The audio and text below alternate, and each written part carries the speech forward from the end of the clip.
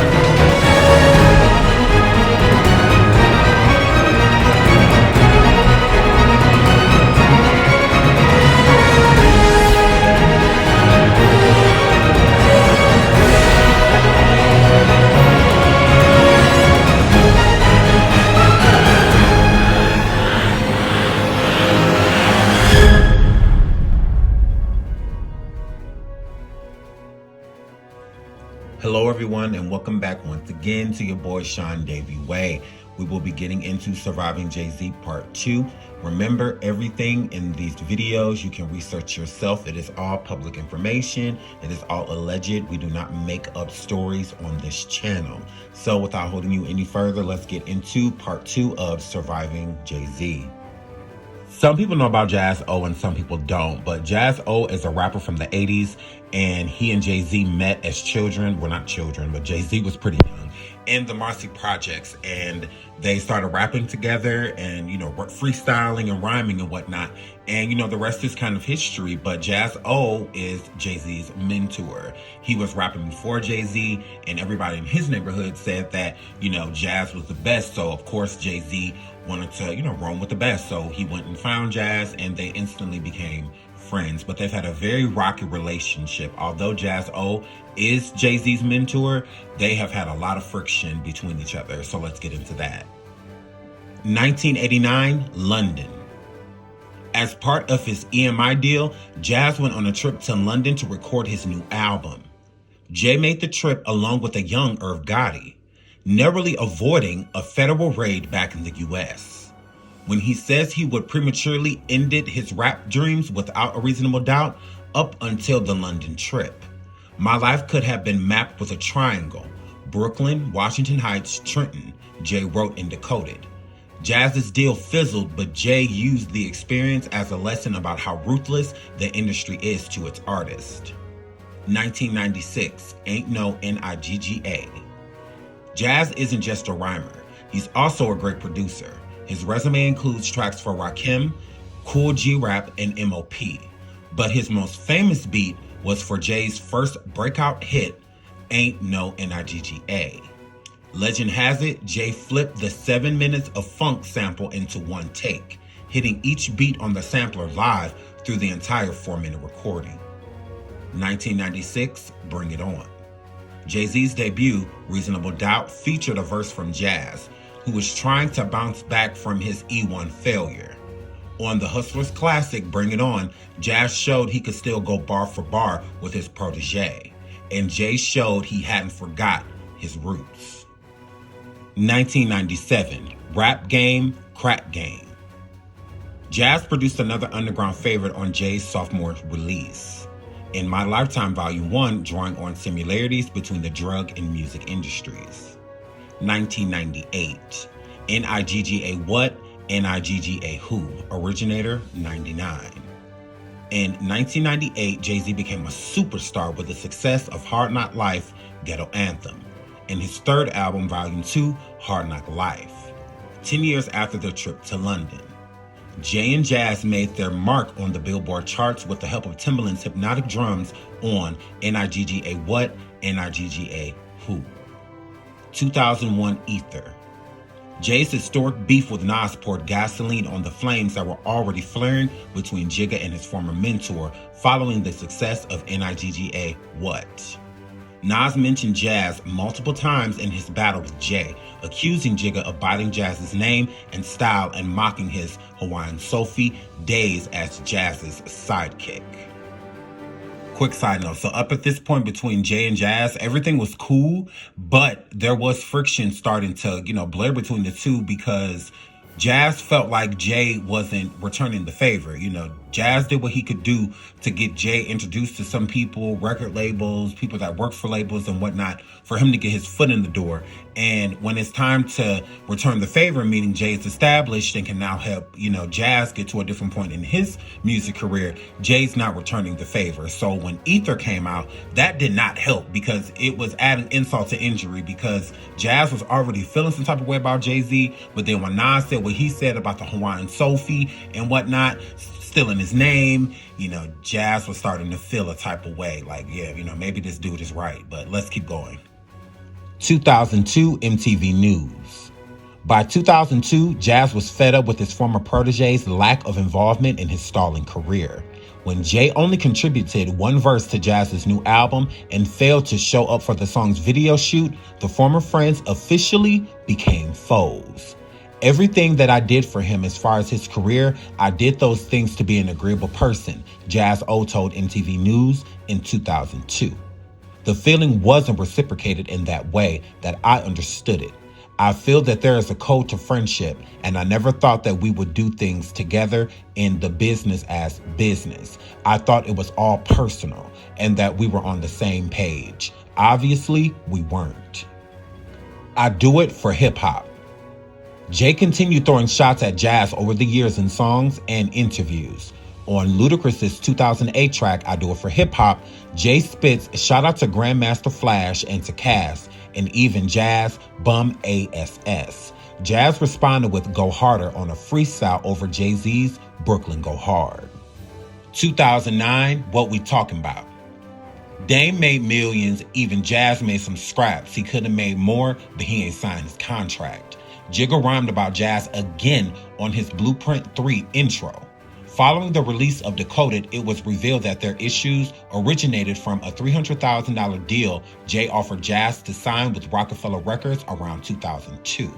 Jaz said he refused because he did not want to go into business with Jay's former business partner, Dame Dash. At the time, he sent back shots directly at Jay on The Game's Gangsta's Ride. 2017, 444. After years of radio silence, Jay and Jaz reunited publicly backstage at Jay's 444 concert, setting the stage for their recent deal. 2019, Roc Nation. In April 2019, Jaz announced a distribution deal under Hov's Roc Nation label. The deal gives Jaz's King's Country Media Group equity distribution. Though the Roc Nation imprint, earlier this week, the deal and its details were officially announced, putting a happy ending on their journey through the music biz. 2019, What's Beef? In an interview with Vlad TV, Rockefeller co-founder Biggs Burke explained the feud between Jay and Jaz was never serious enough to be labeled as beef. His quote, "Beef isn't I'm throwing a little shot at somebody on a song. Beef is when I see them on the block, you either don't want to walk that block or you walk the block, there's going to be a problem between you two. That's beef. Those raps, that's some hip-hop-ish." So there you have it. That's the history between Jay-Z and Jaz. But speaking of Jaz and Vlad TV, let's get into something interesting that he had to say about Jay-Z at 12 years old. Let's get into that. In part one, we got a little bit into how Jay-Z has had a pretty, hectic life. And a lot of things happened to him as he was coming up. Well, did you know when Jay-Z was a child, he actually shot a man? Let's get into it. Jaz-O reflects on giving Jay-Z the gun he shot brother Eric with as a kid. In an interview with Vlad TV, Jay-Z's mentor, Jaz-O, opened up about Hov shooting his older brother Eric when he was only 12 years old. Hov explored the shooting, which allegedly happened after his brother stole his ring. In the You Must Love Me, the closing of the song from 1997, the album In My Lifetime Volume 1, Saw the devil in your eyes, high off more than weed. Confused, I just closed my eyes and squeezed. He raps in the second verse. Decades later, Jay discussed the incident in a 2010 interview with The Guardian. Jay's quote, "I thought my life was over," he explained. "I thought I'd go to jail forever." Jay's brother, who was addicted to crack at the time, did not press charges. "It was terrible. I was a boy, a child. I was terrified," Hov added. Jaz-O has now reflected on his role in the shooting, revealing he was the one who gave Jay-Z the gun. "Yeah, I can't remember, but it was a shot that not fatally wounded. But, just to be honest, I don't think Jay was aiming to really hit him," in his defense, Jaz-O explained. "And it was my gun. And he didn't have the gun so he could go and shoot his brother. It was the thing back then, you gotta have some arms. You got your gun or you got a gun." That was a sign of brotherhood with the street. "I had no idea for what reason. I don't think that was the purpose. I'm sure that wasn't the purpose. He wanted the gun. But that's just how it turned out." Jaz-O went on to reference some lyrics in the You Must Love Me, claiming that the house Jay-Z mentions in the song is in fact Jazz's crib. Jazz's quote, "In the song You Must Love Me, he talked about how he ran to my crib. He ran to my crib because you bust a gun. I don't care who you are, you get nervous," Jaz said. "You get nervous and you need somewhere to run to. So I guess he was like, let me run over to this NIGGA's house and drop this SHIT off for the worst case scenario. So he came up there and dropped it off and everything." So yes, when Jay-Z was 12 years old, he accidentally pow-powed his brother. Jaz-O is Jay-Z's mentor, and he is the one that gave Jay-Z the gun at the time. He was only 12, and Jaz knew that, he shouldn't have gave it to him, but, it is what it is. He said in the street code, that's just, you showing that you care for one another by making sure your friends, your buddies, your little homies are strapped. So in the process of that, Jay-Z's brother allegedly stole Jay-Z's ring. Remember, Jay-Z's 12 at the time, and his brother was on more than, just weed at the time, on drugs. And I guess during the conversation, he approached Jay-Z, and Jay-Z felt like, he was scary. He didn't know, I don't know who this person is. This isn't my brother, and felt the need to pow his brother. So yes, at 12 years old, Jay-Z pow his older brother. So, of course, we can't talk about the 90s and Jay-Z coming up and the people he had situations with without bringing up the queen herself, Foxy Brown. So let's get into Jay-Z and Foxy Brown's relationship and the scandal that was around it. Foxy Brown and Jay-Z were one of the best rap duos in the 90s, having collaborated on several hit songs together, including the platinum-selling singles I'll Be and Ain't No Nigga. With Jay's support, Foxy would go on to release her debut album, Il Nana, in November 1996. She then became one of the biggest female rappers of her time. When Brown released her third studio album in 2001 titled Broken Silence, sales for the project weren't as high as expected. She also had issues with her Def Jam label at the time, so Foxy was released from her contract. Luckily for her, however, Jay was appointed as president of the company in 2004, and one of the first things he did was sign her back to the firm. Foxy landed one of her first big hits as a feature on Jay's Ain't No Nigga, and the rest is history. It was released March 26, 1996, and the song gained a lot of recognition in the hip-hop community and led to the release of Fox's debut album, Il Nana, in November of that very same year.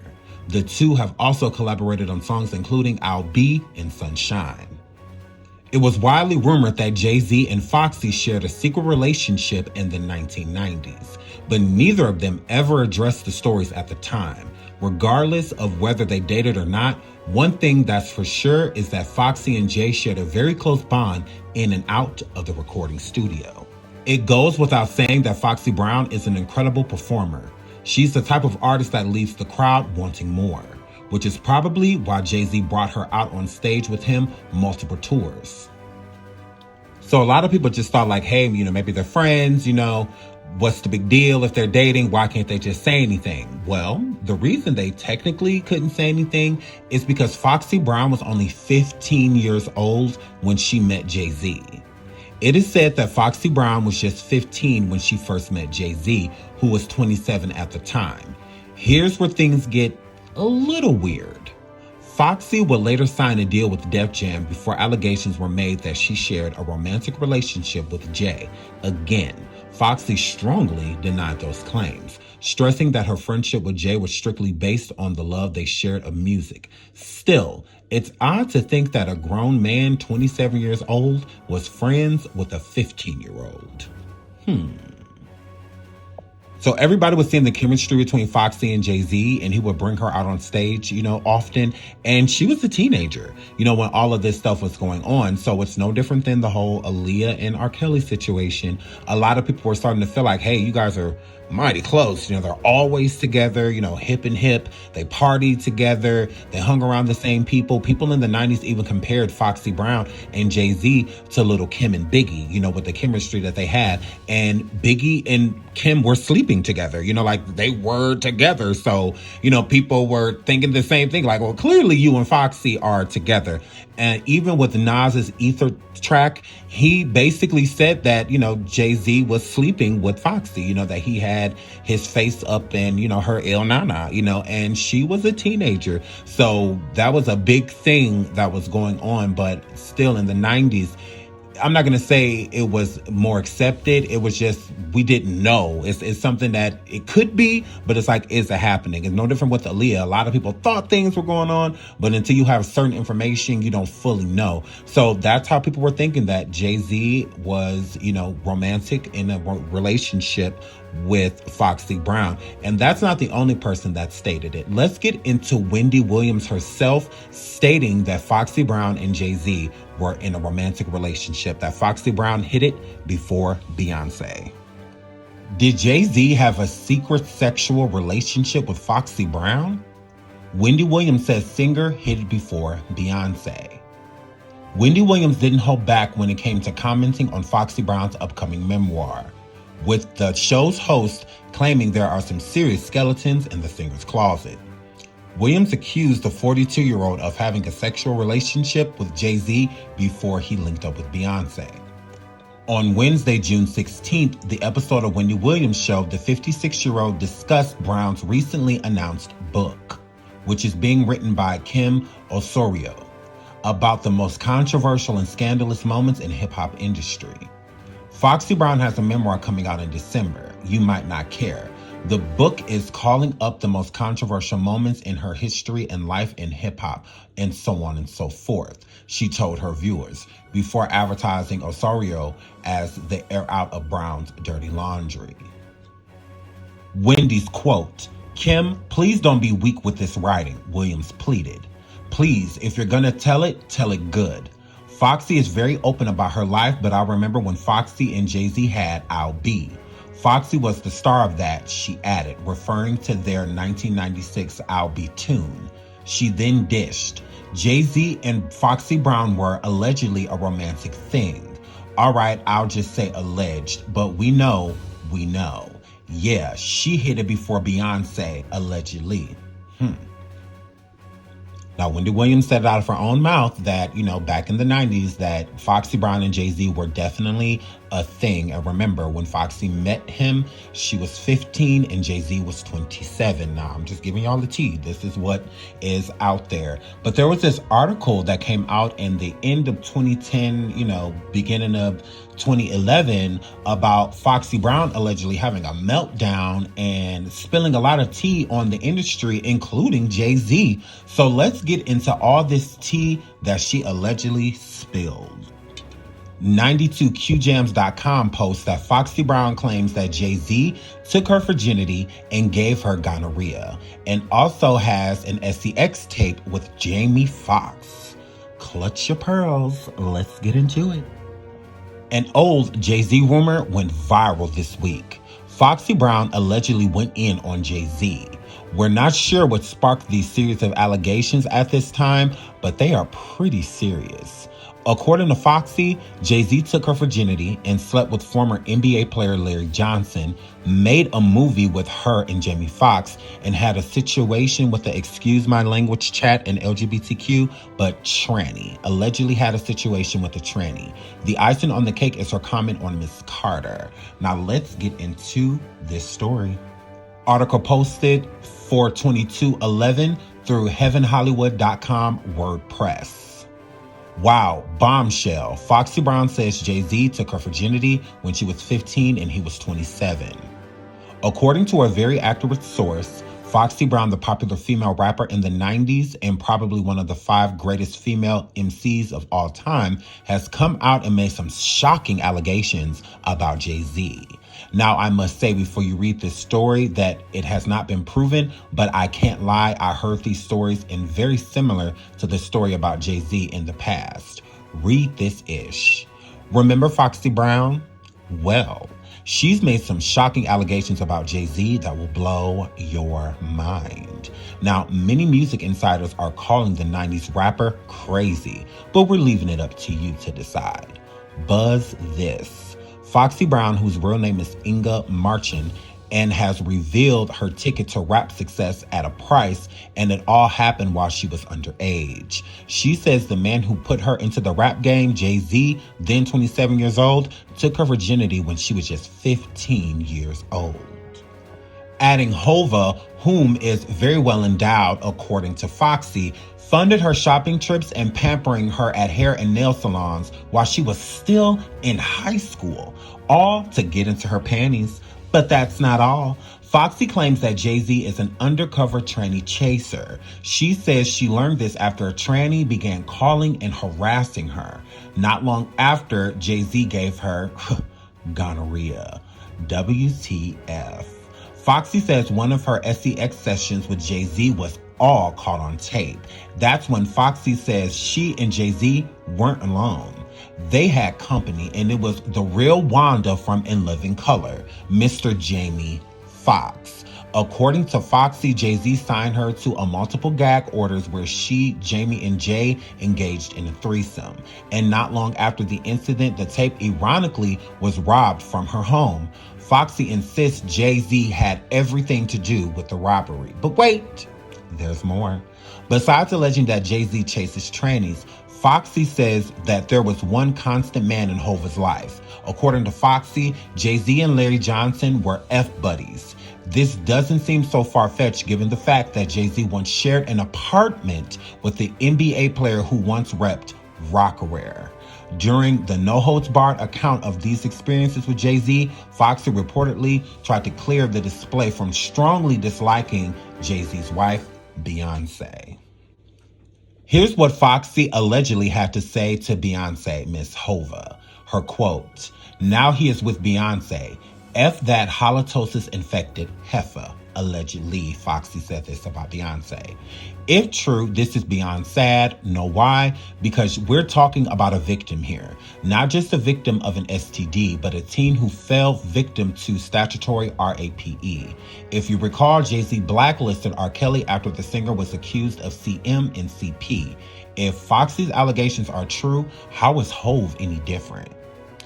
Foxy, you got hot because you kept your face in her PUSS. Remember that quote from Nas's diss song from Ether? Nas would know, wouldn't he? There were rumors about this circulating back when none other than Wendy Williams brought it up way back in the 90s, when Miss Williams also reported to the world that Jay-Z and Rockefeller Records were down with the underground gay hip-hop movement called Blacktino. Remember that? And remember how Wendy Williams was removed off of New York radio shortly after when she made the same allegations about Diddy? We also heard the same allegations pop up about Jamie Foxx and most recently one from Howard Stern. Wow, what are your thoughts? You know the old saying, if the rumor has been circulating for some years and keeps popping up, it may be more than just a rumor. Just saying. Now, all of this is alleged. I don't know any of this to be true, but allegedly, Foxy had a meltdown back in the day and she just spilled all of the tea, basically saying that allegedly Jay-Z gave her certain things, took her shopping and stuff like that while she was, still in high school, 15, 16 years old, and, allegedly already sleeping with him. And he also transmitted something to her allegedly. There's no proof to that, but that's alleged. And it's also alleged that Foxy had a threesome with Jay-Z and Jamie Foxx, but Jamie Foxx was dressed up as the character Wanda, which made Foxy feel like Jay definitely had a thing for, the LGBTQ in a way to where she had an alleged transsexual calling her and harassing her for messing with Jay-Z, and also having a threesome with Jamie Foxx dressed as Wanda, so y'all let me know in the comments what y'all think. This is all alleged. There is no truth to any of this besides that this is information that is all public and on the web. I gave you the sources. Moving right along. So allegedly, Foxy said these things about Jay-Z. Now, this whole thing about the Larry Johnson situation, let's get into a little bit of tea about Jay-Z and Larry Johnson having an apartment together. Because why would a billionaire need to share an apartment with someone? That just does not make any sense. But let's get into it. Some very weird information from Gossip.com. Apparently, Jay-Z co-owns an apartment in one of Trump's buildings with football player Larry Johnson. It is not his main apartment at the Time Warner Center, but another where a building is personal that Beyonce never visits. And apparently, Jay has a very weird control over Larry, cussing him out for appearing in the Fantasia video and giving him Rocawear clothes and letting him wear his Rockefeller chain. Yeah, I don't quite know what to make of this either. And what is interesting to me is that many, many years ago, there was quite a buzz that Jay-Z was allegedly a gay rapper, a la Wendy Williams. That is until he started dating Beyonce. Please go to Gossip and read some of Larry's quote. I smell where there's smoke, there's definitely fire. So not to say that Foxy Brown said those things about Jay-Z and Larry Johnson, but it would make sense. I mean, they did share an apartment together. I'm not saying anything. I just think it's kind of odd for two heterosexual men that are rich to be sharing a place. It just doesn't make sense. And then on top of that, Larry has wore Jay-Z's Rockefeller chain, which if you remember in the song long ago, Jay-Z said it got the hottest chick in the game wearing my chain, and that was Beyonce in that video. So why does Larry have it on? So do you have the hottest guy in the game wearing your chain, Jay-Z? It just doesn't necessarily make sense, but it does add a little validity. Not saying that it's the truth, but that is something people still raise their eyebrows about. Jay-Z and Larry Johnson sharing an apartment, and Beyonce is like never there. So just saying. We're going to get into the video that Wendy Williams got all of this flack for doing the Black-Tino videos and the conspiracies about this alleged underground gay hip-hop community. Part of a secret society. Secret society, what is that? What is a secret society, world? It's the Masons and the Eastern Stars, Okay, Masons and Eastern Stars. Everybody, now we're getting someplace. Yes, we are. It's like pulling teeth talking to you. A beautiful smile, I might add. Very, very nice. Okay, bring us into the world of what Masons are about. And an Eastern Star is the female to Masons. Right. I did not know that she's an Eastern Star. Tell us about Masons first. Okay. The Masons, they're a little secret society of people, and them and the Jews, they sit back and they feel that they make the decisions on what's going on in the world today. But they could plan, but Allah is the best of planners. So what's going on is, like, it goes from the presidency to the music industry, right, to the courts. But let's talk about the music industry for a minute. Okay. All right, now, you got a lot of these cats, if you hear them in their rhymes, a lot of them is spitting the language, and they're really nothing but puppets for the bigger people. And, everybody knows about these people, but everybody's scared to speak up. Well, I want you to speak, and I want you to tell me, because right now we're talking in secret language. I want you to speak, and I want you to tell me, because right now we're talking in secret language. I'm giving it a jump deep into it. Okay. All right, now, in that little circle, you all know that you have to be sworn to secrecy. Yes. So it depends on what type of level you in this thing, to whereas how you have to be sworn to secrecy. Gotcha. These rappers, they know how to get. They got to be sworn to secrecy by homosexuality.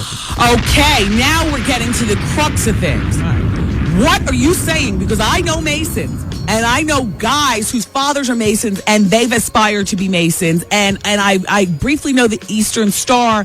Is an Eastern Star supportive of the homosexuality by way of partaking in lesbianism? Both. Okay. Turning dudes out and all kinds of things. That's all they're about. Sex, drugs, and cash. Okay, wow. The biggest secret then within the Mason organization is the homosexuality. Of course, they don't want that to be exposed. That's why they don't want me talking. That's why they do what they do, so as I don't have no voice, because they know. Let's start naming names. What do you mean? Jay-Z, How? Puff, 50, Russell Simmons. Where you want to go with this thing? I'm not surprised. Keep going. I'm flinching. I'm poofing up my hair, everybody, in that way of saying, look, he's not saying anything new to me. Go ahead, world. Exactly. All them dudes, man. All them dudes, but... Ja Rule and 50. What's that all about? Wow. You know they beefing over a homo. Shut up. I mean, keep talking. Yeah, they beefing over a homo. Is this transvestite? I wouldn't know. Okay. I wouldn't know. I don't get that deep into it. But you know the word come back to me. Because you know people want to expose them. You know how the homos do. When you trying to be on the down low, they going to blow you. I get the calls all the time. You know what I'm saying? Yeah. But back to what's going on now. As far as with the Masons go. LL Cool J? He's one of the big, come on now. Okay. He's the first one on Def Jam doing this thing and all that. Look, nothing new to me. Yeah, exactly. Uncover it all. So Russell, being king of Def Jam, and I've always looked at Def Jam and the artists. But okay, listen. Only thing you have to do is pay attention to the way these dudes look. Okay. These dudes is grown men. How you running around in all these videos and all that and you don't got no facial hair? That's because they're imitating the people that built the pyramids. If you look at them dudes throwing up the dynasty sign. Okay. They throwing up the dynasty sign. That's a diamond. The pyramid is actually a diamond. Right. Half is up top. Right. And half is down low. Right. Yeah, this is what these dudes represent, but they really don't know what they following. They're really, really lost. Like the devil is really fooling them. Well, there you have it, folks. Thank you so much for supporting me and watching. Make sure you like and subscribe if you have not already. In the next part 3, we will get into Rihanna and some other situations with Jay-Z. Thank you once again for supporting me. And until the next show, I love you all. Bye.